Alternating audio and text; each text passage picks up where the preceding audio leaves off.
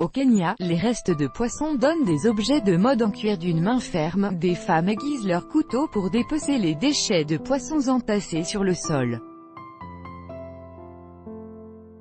Chez Alisam Product, une tannerie de l'Ouest kényan, la peau de ces poissons est recyclée et transformée en cuir pour créer des sacs à main, portefeuilles, chaussures, casquettes et vestes. Chaque jour, des habitants de la grande ville de Kisumu sont à pied d'œuvre sur les rives du lac Victoria, où les tilapias grillés et les perches du Nil font le régal des consommateurs. Des dizaines de vélos acheminent les peaux non utilisées par les restaurants, poissonneries et industries qui se débarrassent des déchets de poissons. Pour la petite tannerie de Newton Owino, 39 ans, il s'agit là d'une matière première précieuse et fournie gratuitement. Kisumu produit quelques 150 000 tonnes de déchets de poissons par an, mais 80% des restes sont jetés à la poubelle. C'est ce qui a donné l'idée à ce chimiste industriel de lancer en 2012 une entreprise de cuir de poisson. Newton Owino, chimiste industriel, prépare des pots dans sa tannerie de cuir de poisson, le 11 juin 2018 à Kisumu, au Kenya. Copyright AFP, Tonika ARUMBA. Il y a toute la matière première qu'il nous faut dans le coin pour transformer les peaux de poisson en cuir, relève monsieur Owino. Les produits sont entièrement réalisés sur place par la douzaine d'employés, du tannage à la confection artisanale d'articles de mode.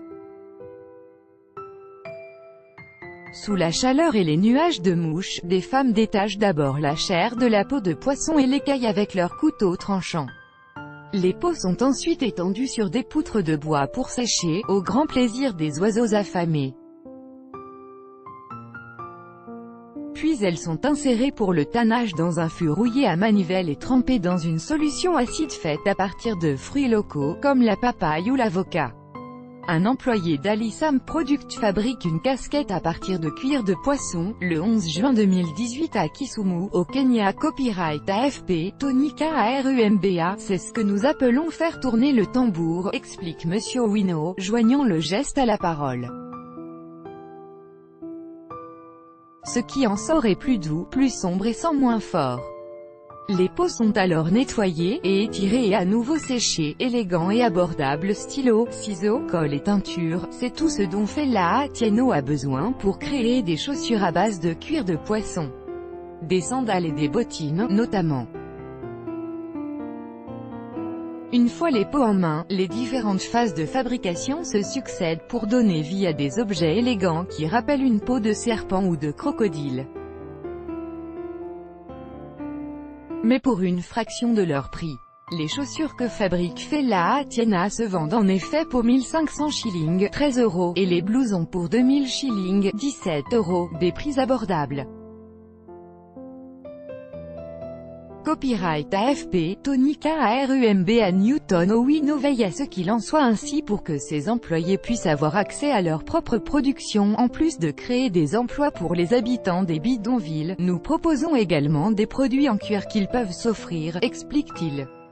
Un client qui visite l'atelier, Lorenzo Dero, se dit ravi d'acheter de tels produits. Nous avons du poisson, pourquoi ne pouvons-nous pas en être fiers et faire davantage économiquement avec, fait-il valoir. Quand je mets ces chaussures, la casquette ou la veste en cuir de poisson, je suis heureux et fier, dit-il.